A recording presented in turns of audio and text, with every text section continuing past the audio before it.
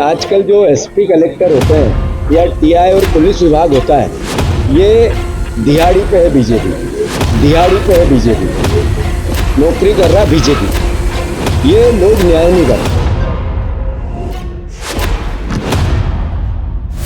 Police BJP की दिहाड़ी पर है, बोले कांग्रेस प्रदेश अध्यक्ष जीतू पटवारी। चिंटू चौक से प्रकरण में बोले प्रदेश अध्यक्ष जीतू पटवारी, बच्चों के विवाद में दोनों तरफ से एफआईआर क्यों नहीं की? नेता प्रतिपक्ष जैसे पद के व्यक्ति को जिस तरह से पुलिस ने उठाया, क्या ये सही है? पटवारी ने पुलिस को चेतावनी दी, समय बदलेगा। पटवारी ने पुलिस को बीजेपी का दिहाड़ी मजदूर बताया, साथ ही कमिश्नरी सिस्टम को फेल बताया। मैंने बार बार कहा कि आजकल जो एसपी कलेक्टर होते हैं या टीआई और पुलिस विभाग होता है, ये दिहाड़ी पे है बीजेपी, नौकरी कर रहा बीजेपी। ये लोग न्याय नहीं करते। इन लोगों को अपनी कुर्सी इतनी प्यारी है कि अपना जो सर्विस रूल का बुक का रूल भूल गए। अगर कोई झगड़ा बच्चों का हुआ था तो बच्चों पे कार्रवाई करनी थी। चिंटू चौकसे का तो कोई वीडियो विजुअल भी ऐसा मारते हुए या कुछ करते हुए नहीं आया, समझाते हुए आया, फिर भी उसका नाम डालना, यानी राजनीतिक द्वेष नहीं है तो क्या है? और फिर आपने दोनों तरफ से सेम लगी है। चिंटू चौकसे का भी भतीजा भर्ती है, अनकॉन्शियस है, तो फिर दोनों पे साथ में एफआईआर क्यों नहीं की? दोनों को गिरफ्तार क्यों नहीं किया? 5 बजे रात को नेता प्रतिपक्ष जैसे पद वाले व्यक्ति को, जो रिपोर्टेड व्यक्ति है, उसको क्यों उठाया गया?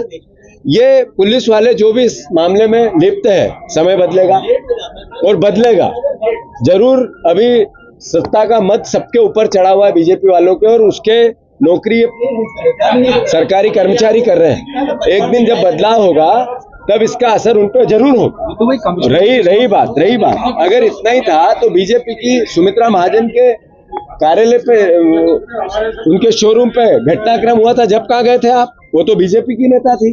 जो नगर निगम के कर्मचारियों को मारा गया था, तब कहाँ गई थे? वो भी कर्मचारी नगर निगम के थे।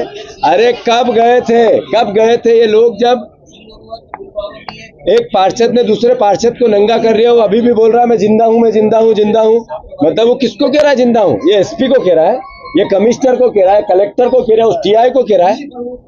तो ये शर्म आना चाहिए। कमिश्नरी सिस्टम जब लागू हुआ तो ये माना जाता था कि ईमानदारी से पुलिस जो है वो व्यवहार करेगी, कार्रवाई लेगी, लेकिन पिछले कुछ दिनों में लगातार कई घटनाएं। बिल्कुल आपकी बात से मैं सहमत हूँ।